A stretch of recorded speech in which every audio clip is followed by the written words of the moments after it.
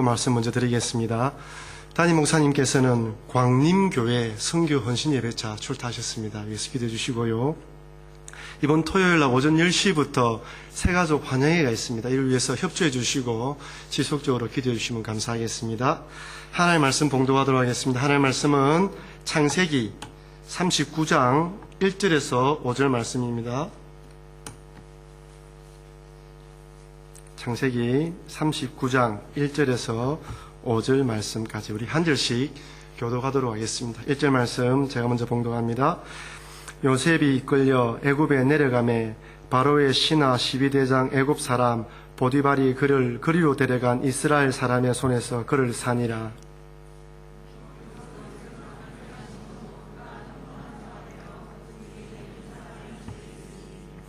그 주인이 여호와께서 그와 함께 하심을 보며 또 여호와께서 그의 범사에 형통케 하심을 보았더라.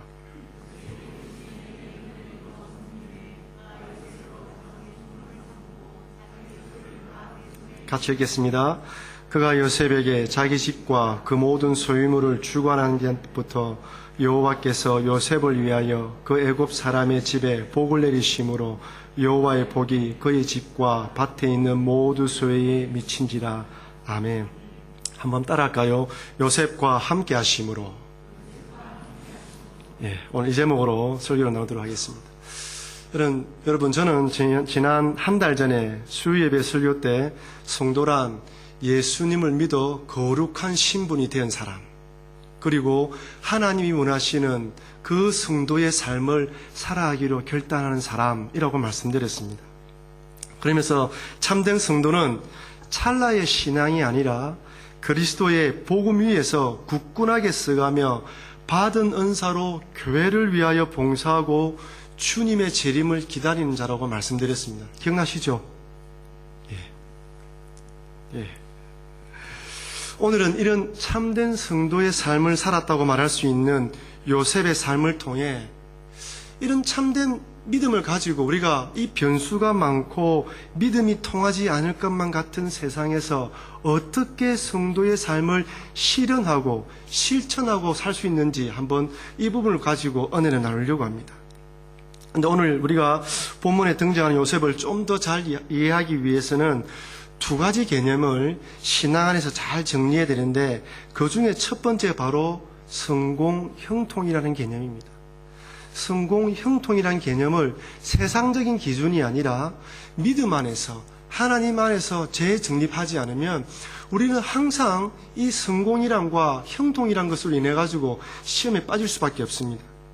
여러분, 성공이라는 단어의 사전적 의미는 뜻한 것이 이루어지는 것, 목적을 이루는 것 또는 사회적 지위를 얻는 것을 말합니다. 사회 통념상 성공한 사람이라고 하면 높은 관직에 오르거나 또는 사고를 해서 돈을 많이 벌었거나 선진국에서 공부하여 박사학위를 받아서 알아주는 이렇게 공부를 많이 하는 사람을 말합니다. 형통이란 단어의 뜻도 온갖 일이 뜻과 같이 잘 되어 가는 것이라고 정의합니다. 이게 세상적인 사전적인 의미의 성공과 형통이란 개념이에요. 그렇다면 이런 관점에서 오늘 본문에 등장하는 요셉을 보면 그는 결코 성공한 삶, 형통한 삶이 아닙니다. 형님들의 시기와 질투로 죽을 뻔하다가 노예로 팔려서 지금 보디발의 집에 종으로 팔렸기 때문에 그의 인생은 성공한 삶, 형통한 삶이 아니라 실패한 인생, 부도 맞은 인생이라 할 수 있습니다. 오늘 본문 2절에서는 요셉에 대해서 이렇게 평가합니다. 여호와께서 요셉과 함께 하심으로 그가 형통한 자가 되어 그 주인 애굽 사람의 집에 있으니.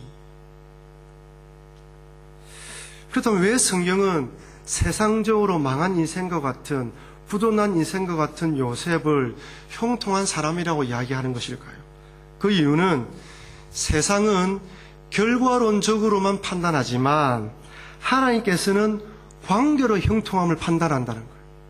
세상은 항상 그 사람이 지금 현재 어떤 자리에 있는지, 어떤 상황에 있는지 그것을 바라보면서 이 사람의 형통을 판단하지만, 하나님께서는 그 사람이 어떤 자리에 어떤 상황에 있다 하더라도 하나님과 어떤 관계를 맺고 있냐에 따라서 그 사람이 형통한 사람이다, 형통하지 않다라고 판단한다는 것입니다. 여러분 한번 보십시오. 지금 요셉이 비록 노예와 같은 이런 상황에 처해 있는데, 그가 노예 같은 상황에 처해 있다 할지라도 세상적으로 봤을 때는 형통한 인생이 아니지만 하나님과 함께 하고 있기 때문에 그는 비록 세상적으로 망한 인생이지만 하나님께서 보기에는 형통한 사람이라는 거예요. 다시 말씀드리면 지금 현재 세상적으로 형통하고 성공한 자리에 있다 할지라도 하나님께서 그와 함께 하고 있지 않다면 한순간에 그 사람이 멸망한 자리에 있을 수 있고, 반대로 요셉과 같이 멸망한 자리, 비천한 자리에 있다 할지라도 하나님께서 그와 함께 하시면 한순간에 성공한 자리에 반열에 올라갈 수 있기 때문에 그 사람이 지금 현재 하나님과 어떤 관계를 맺고 있냐에 따라서 그 사람의 형통을 바라보자는 것입니다. 그래서 형통이라는 개념을 결과론적인 관점에서 보지 말고 하나님의 관계에서 형통한 면을 바라보자는 거예요. 그렇다면 여러분들은 형통합니까 지금? 여러분 현재의 상황 상관없이 하나님과 직접적인 관계를 맺고 있으면서 내 삶 가운데 어떤 상황에 있을지라도 하나님 나와 함께함으로, 하나님 나와 함께하고 계시고 말씀이 살아 계시고 은혜가 있으면 우리는 형통한 사람인 거예요. 두 번째로 하나님과의 동행이라는 개념입니다. 어떤 분들은 하나님께서 동행하셨다라고 말씀드리면 하나님께서는 인간의 감정과 선택과 의지를 무시한 채 일방적으로 끌고 가는 그런 동행을 생각하시는 분이 있어요. 그러나 성경에서 말하는 하나님과의 동행이라는 개념은 일방적인 것이 아니라 상방적인 개념입니다. 즉 사랑하는 사람들이 서로 사랑하여서 서로가 사랑하는 마음으로 서로의 사랑을 고백하고 연인관계를 맺어가고 결혼하는 것처럼 하나님과 우리의 관계라는 것은 서로가 우리의 신앙 고백을 바탕으로 하나님과 동행하고, 이래 신앙 고백을 바탕하고 있는 우리를 하나님이 이끌어간다는 개념이에요. 물론 어떤 경우는 하나님께서 일방적으로 우리를 이끌어가는 경우도 있습니다. 롯의 경우를 한번 보십시오. 롯은 천사들이 와서 그 땅을, 소돔성을 멸망시키겠다고 말하고 있는데도 불구하고 주저주저 머뭇머뭇거리면서 그 땅을 떠나려고 하지 않았어요. 그때는 롯의 의지와는 상관없이 일방적으로 이끌어내시면서 구원해내십니다. 그러나 이것은 특별한 경우지 보편적인 동행이 아니라는 것입니다. 그리고 또한 하나님의 동행을 말할 때는 언제나 하나님께서 우리와 동행해 주심이 선행된다는 사실입니다. 즉 내가 하나님을 동행했기 때문에 하나님 나를 동행하시는 것이 아니라 하나님께서 내 손을 잡기 위해서 내밀어 주셨기 때문에 우리가 하나님과 동행한다는 개념이라는 거예요. 동행의 주체가 내가 아니라 바로 하나님이라는 사실입니다. 이런 관점에서 본문 2절의 말씀을 보십시오. 하나님께서 요셉과 함께 하심으로 그가 형통한 자가 되어. 이 말은 요셉이 형님들에게 팔려서 노예가 되어 낙심과 절망에 빠져서 하나님에 대한 실망의 마음으로 하나님에 대해서 동행할 마음이 전혀 없는데 하나님이 억지로 강제적으로 요셉을 끌어서 동행했다는 개념이 아닙니다.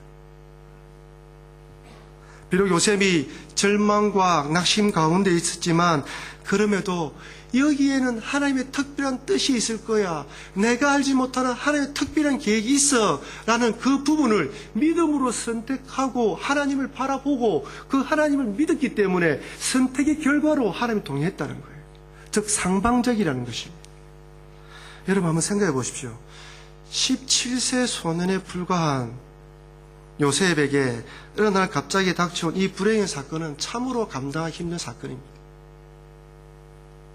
형님들이 자신을 주기로 했을 때, 아니 노예 상인들에게 자신을 팔았을 때 얼마나 살려달라고 애걸복걸했겠습니까? 형님 한 번만 살려주세요. 다시는 그러지 않겠습니다. 형님 용서해 주세요. 매몰차게 모른 척하면서 돈을 받고 파는 그 형님들의 눈빛을 보았을 때 요셉의 마음이 어떻겠습니까? 노예로 팔려가면서 애굽으로 내려갈 때 말할 수 없는 깊은 탄식 가운데서 또 얼마나 하나님께 살려달라고 간구했겠습니까? 아마 그 요셉 평생에 17세 동안 살아오면서 그만큼 깊이 하나님께 매달리고 그만큼 하나님만 바라보며 기도한 때가 없었을 것이에요. 그러나 그렇게 기도했음에도 불구하고 응답해 주지 않는 하나님에 대해서 또 얼마나 실망했겠습니까? 여러분, 이 불신앙의 마음, 하나님 살아계실까? 하나님 살아계신다면 어떻게 나에게 이렇게 할 수 있을까? 내가 알고 있는 그 하나님은 그런 하나님이 아닌데, 내가 알고 있는 그 하나님은 꿈을 주신 하나님인데 어떻게 내 인생 가운데 이런 일을 이루신단 말인가? 여러분, 순간순간 믿음으로 선택하고 믿음으로 생각해도 이 가슴속 깊이 스물스물 올라오는 이 불신앙의 생각들, 하나님이 계실까? 하나님 나를 바라보고 있을까? 그 17세의 소년이 그 불신앙의 생각들과 믿음으로 의지적으로 하나님을 선택해야 되는 그 갈등의 기로 가운데서 얼마나 많이 갈등했겠습니까? 근데 요셉은 그 기로에서 하나님을 선택하기로 결정했습니다. 근데 여러분, 과연 이때 요셉이 기쁜 마음으로 하나님을 선택했을까요? 즐거운 마음으로 하나님을 선택했겠습니까? 이 마음에 감동을 받아서 너무나 기쁜 마음으로 이 고난을 감당하면서 하나님을 선택했을까요? 아닙니다. 감정적으로, 마음속으로는 하나님에 대한 믿음을 가질 수 없지만, 그러나 내가 믿는 하나님은 이런 분이야 라는 의지적인 결단이에요. 많은 분들이 믿음의 결단을 내 감정에 따라야 한다고 생각합니다. 아닙니다. 때로는 하나님이 기쁜 마음을 주셔서 선택하기도 하십니다. 하지만 때로는 내가 의지의 결단으로 도저히 하나님이 계시지 않을 것 같은 상황 속에서도, 그러나 그럼에도 불구하고 하나님에게 특별한 뜻이 있어라고 믿으면서 그 하나님의 손을 붙드는 게 믿음의 동행이고 믿음의 선택이라는 것입니다. 여러분, 믿음은 선택입니다. 한 번의 선택이 아니라 내 생명이 끝나는 날까지 그 어떤 상황과 환경에 처한다 할지라도 하나님을 선택하는 것이 믿음입니다. 그러면 지금 현재는 내가 왜 내 삶 가운데 이런 일이 일어난지 알 수 없을지라도 때가 되면, 아니 먼 시간이 흘러가면, 아니 천국에 올라가면 그때 왜 이런 일이 일어났는구나 하고 깨닫게 되는 것입니다. 여러분, 한번 잘 생각해 보십시오. 지금까지 신앙생활 해오시면서 언제 하나님께서 정말 가까이 나와 동행하신다라는 걸 깨달았습니까? 모든 일이 내 뜻대로 내 생각대로 잘 되고 하는 일들마다 잘 될 때입니까? 아닐 것입니다. 앞이 보이지 않는 캄캄한 터널을 지날 것 같은 그 절망적인 상황 가운데서 정말 하나님이 계신가? 이 하나님을 붙들어야 되는가? 몇 번이고 믿음을 길을 선택해야 된다고 하면서도 자고 일어나면, 밤에 잠이 오면서 깨어나면 그 순간순간 하나님이 계신가라는 의심의 그 생각들 가운데에서 그럼에도 믿음으로 결단하여 하나님을 붙들 때 여전히 어려운 문제들은 해결되지 않았지만 하나님을 붙듦으로 하나님이 나와 함께 하신다는 생각이 들 때, 그때 든든한 마음이 들면서 감동의 눈물을 흘릴 때가 있었을 것입니다. 여러분, 때로는 우리 인생 가운데 어려움이 찾아올 때 그런 상황 가운데서도 우리가 하나님을 붙들면 그 하나님이 2배, 3배로 더 깊이 힘을 주시는 경우를 알 수가 있어요. 여러분, 어떤 문제를 가지고 새벽 예배에 나와서 기도할 때 정말 아무도 나의 기도의 제목 알아주지 않지만 오직 하나님만 내 기도의 제목을 아실 것이야, 오직 하나님에게만 답이 있다고 생각하고 무릎 꿇었을 때 나도 모르게 내 마음속에 감동이 오지 않습니까? 끝난 자리에 잔잔히 음악이 나오는데 그 음악 소리, 그 한 구절 한 구절 음악 소리가 내 귓절에 들리면서 그때 말씀하시는 주님, 내가 너와 함께한다. 능력을 행했지만 말을 듣지 않는 사람들을 통하여 엘리야가 도망가지 않습니까? 도망가서 하나님께서 큰 폭풍과 바람을 통하여서도 불러줘도 엘리야가 끄떡하지 않았어요. 그런데 세밀하게 말씀하시는 그 하나님의 말씀을 듣고 힘을 얻었어요. 때로는 우리 인생의 기적과 능력을 하나님 역사하시면 힘을 얻을 때도 있지만, 그러나 세밀하게 목사의 설교를 통하여서, 개인 기도하는 가운데 그 하나님 말씀하시는 것을 깨달을 때 우리에게 힘이 나는 것입니다. 여러분, 힘든 상황, 어려운 상황이 있다 할지라도 의지적으로 하나님을 선택해야 됩니다. 그러면 그 하나님이 여러분 마음속에 잔잔한 마음으로 붙들어 주실 것입니다. 여러분, 모래사장에 찍힌 발자국에 관한 이야기를 들어보시지 않았습니까? 어느 분이 꿈에 예수님의 손을 잡고 해변가를 거닐고 있는데 발자국 그 뒤에 4개가 나오잖아요. 너무 감사함으로 걸어가는데 어느 날 내가 너무나 힘들고 괴로워서 눈물 짓고 기도하고 있는데 모래사장에 발자국이 2개밖에 없는 거예요. 주님, 내가 이렇게 힘든 상황에 이렇게 어렵고 절실한 가운데 하나님을 붙들고 있는데 왜 하나님 내 손을 잡아주지 않습니까? 라고 기도하자 무슨 응답이 왔다고 합니까? 얘야, 내가 너를 업고 가고 있다. 네가 본 발자국은 너의 발자국이 아니라 나의 발자국이란다. 그렇습니다. 여러분, 신앙생활 한다고 그 어떤 절망 상황을 만난다 할지라도 형통을 결과론적으로 보면 안 됩니다. 변함없이 우리가 동행하시는 하나님을 믿음으로 선택하고 그 하나님이 나와 동행한다면, 그 동행하신 하나님으로 내가 지금 이겨나가고 있다면 나는 형통한 삶을 살아가고 있는 자인 것입니다. 우리들이 형통과 하나님의 동행이라는 개념을 믿음 안에서 정리했는데, 이것을 바탕으로 과연 형통한 자의 삶, 즉 성도는 이 땅에서 어떤 삶을 살아가는지 살펴보도록 하겠습니다. 첫 번째로, 형통한 자의 삶은 세상 사람들에게 하나님의 동행하심을 증거하는 삶입니다. 다시 말씀드리면, 형통한 자란 내가 이만큼 성공했다, 출세했다라고 자신을 자랑하는 것이 아니라 자신의 삶을 통하여 하나님이 나와 함께 동행하고 있다는 것을 보여주는 삶, 증거하는 삶, 드러내는 삶을 말하는 거예요. 3절 말씀만 보십시오. 3절 말씀 우리 한 목소리 읽어보겠습니다. 그 주인이 여호와께서 그와 함께 하심을 보며 또 여호와께서 그의 범사에 형통케 하심을 보았더라. 또 여호와께서 그의 범사에 형통케 하심을 보았더라. 여러분, 보디발이 요셉을 통하여 하나님께서 형통케 하는 걸 보았다는데 무엇을 보면서 하나님이 요셉과 함께하는 걸 알았을까요? 요셉이 보통 사람들은 행할 수 없는 이적과 능력을 행하고 아니면 꿈을 해몽할 수 있는 능력을 그때부터 있었기 때문에 보디발이 알았을까요? 아닙니다.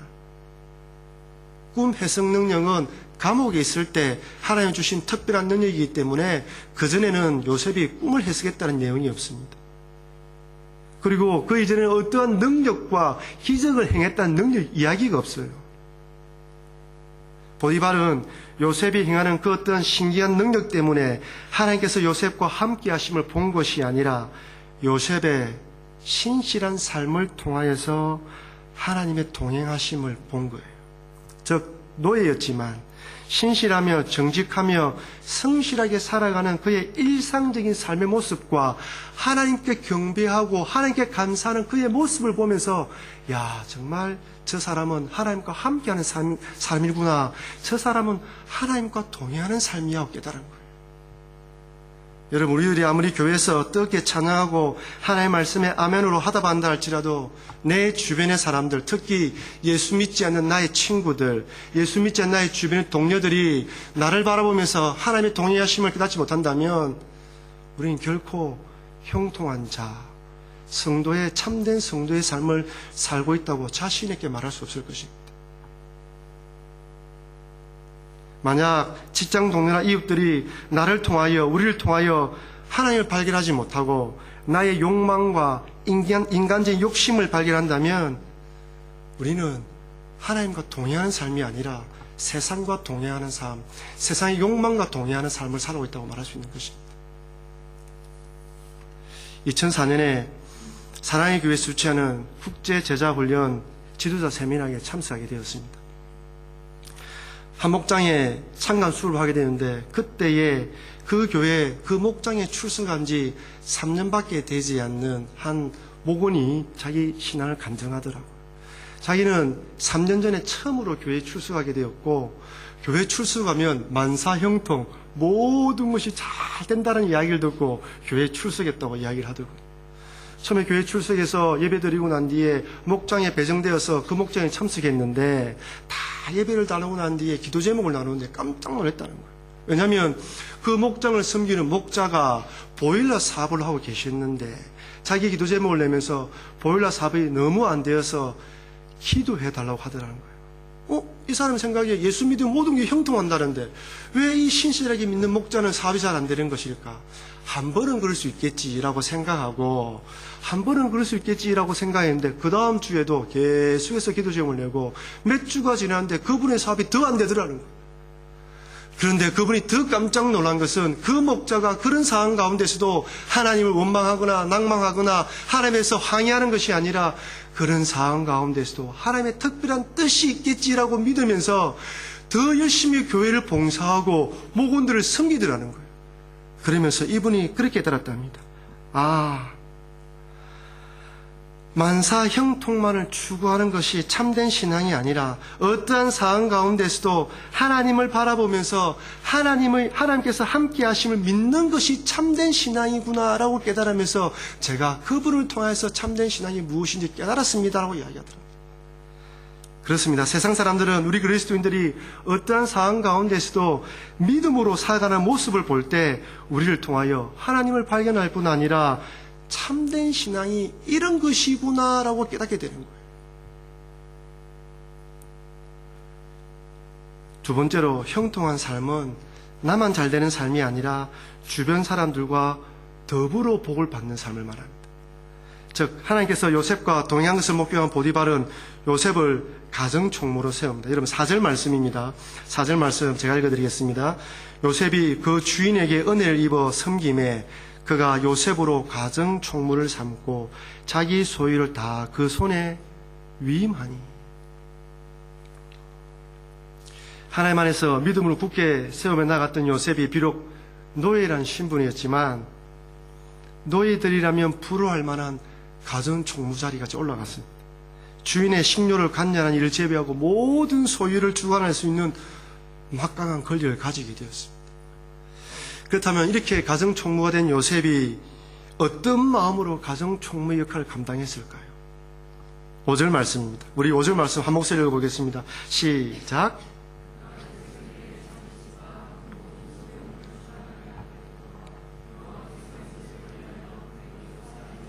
복을 내리심으로 여호와의 복이 그의 집과 밭에 있는 모두 소유에 미친지라. 여호와께서 요셉을 위하여 그 애굽 사람의 집에 복을 내리신다고 이야기하고 있습니다. 그 사람 때문에 그 집이 복을 받는 거예요. 그 사람 때문에 그 집이 축복을 받는 거예요. 그 사람 때문에 그 집이 세상적으로 복을 받는 거예요. 더불어 가서 사는 사람입니다. 나만 잘 되는 것이 아니라 더불어 사는 사람입니다. 요셉이 형통한 자의 삶을 살았는데 가정 총무가 되면서 자기가 다른 노예를 착취했겠습니까? 다른 노예를 통하여서 자기 배만 채우는 그런 삶을 살았겠습니까? 아닙니다. 하나님이 요셉을 보니까 너무 잘하고 너무 동행하니까 그를 통하여 그 주변 사람까지 복을 주신 거예요. 여러분, 몇 주 전만 해도 전 세계 이슈 중에 하나가 바로 우크라이나에 속해 있던 크림반도 문제였습니다. 유럽이나 미국, 우크라이나도 크림반도가 러시아로 편입되는 걸 원하지 않았어요. 하지만 주민 투표 결과 압도적인 찬성으로 러시아로 편입되었습니다. 근데 이번에 우크라이나 대통령 야누코비치가 반정부 세력을 피해서 도망가고 난 뒤 그가 거주했던 대저택 메지히랴가 공개되었습니다. 여러분 한번 들어보십시오. 여의도 면적의 절반 수준에 이를 뿐 아니라 서울대 관악 캠퍼스와 맞먹는 저택 안에는 골프장, 승마장, 사냥터와 요트 선착장이 설치되어 있을 뿐 아니라 거대한 인공호수 위에는 15세기에서 17세기에 쓰인 대형 해적선이 띄어져 있었다. 그가 이 저택을 건설한 데 사용한 금액은 803억 원. 우크라이나 국민의 35%가 빈곤선 밑에서 살고 있다는 점을 생각할 때 야누코비치 대통령은 권력을 통해서 더불어 사는 삶이 아니라 자신의 부만 채웠던 권력자였음이 온 천하에 만천하에 드러났습니다. 그래서 이 저택에 들어간 시위대가 얼마나 큰 분노를 느꼈는지 이 시위대들이 저택 입구에 이런 호소문을 붙여놨답니다. 도적질을 일삼는 오만함을 보여주는 이 증거를 파손하지 맙시다. 길이길이 보존해서 모든 후세가 보게 만들어 놓자는 거예요. 이런 대통령의 치부로 본 백성들이 그 대통령을 따르겠습니까? 그 대통령이 무슨 말을 한들 그 백성들이 그를 신뢰하며 따르겠습니까? 만약 요셉이 도망간 우크라이나 대통령처럼 가정총무라는 자리를 이용하여 자신의 배만 채우는 사람이었다면 결코 하나님께서 그를 통하여 보디발의 집까지 복을 받도록 하지 않았을 것입니다. 만약 요셉이 도둑질을 인삼는 그런 사람이었음에도 불구하고 하나님께서 가만히 내버려 두었다면 그렇게 착취와 불법을 통하여 번 재물이 쌓인 만큼, 그 재물이 쌓인 만큼, 나중에 그 재물이 쌓인 만큼 부끄러움을 당하도록 하기 위해서 하나님께 내버려 두신 거예요. 다시 말씀드리면 우크라이나 대통령이 엄청난 금액을 들인 그 저택으로 말미암아 그의 부끄러움이 드러났던 것처럼 요셉도 만약에 그와 그랬다면 나중에는 그가 쌓은 그 큰 재물 덩어리로 인하여서 부끄러움이 온 천하에 드러나는 것입니다. 가정총무가 된 요셉을 통해서 하나님의 집이 보디발에 임했다. 하나님 믿는 요셉을 통해서 하나님 믿지 않는 세상 사람이 복을 받는다. 이것이 바로 하나님께서 원하시는 형통한 자의 삶입니다. 하나님을 믿는 나를 통하여 나의 이웃들이 하나님의 살아계심을 깨달을 뿐 아니라 하나님의 복을 받아 누리는 것, 이것이 바로 형통한 삶, 참된 성도의 삶인 것입니다. 여러분, 결코 쉽지가 않습니다. 하지만 하나님의 동행하심을 바라본다면 우리가 이런 성도의 삶을 추구하며 달려가야 되는 것입니다. 사랑하는 성도 여러분, 형통을 결과로운 관점에서 이해하면 안 됩니다. 어떠한 상황과 환경에 처했다 할지라도 하나님께서 동행하시는 자가 형통한 자입니다. 아울러 하나님의 동행은 상방적이며 믿음으로 하나님께서 내민 손을 잡고 나가는 것임을 잊지 마시고, 또한 아울러 형통한 자의 삶, 즉 성도의 삶은 나를 통하여 우리 주변 사람들이 하나님을 알아가며 하나님 복을 받아 누리도록 만드는 삶을 잊지 마시고, 이런 그리스도의 삶, 이런 형통한 삶, 이런 참된 성도의 삶을 살아가시는 여러분과 제가 되길 주님의 이름으로 축원합니다. 제가 기도하겠습니다. 하나님 아버지,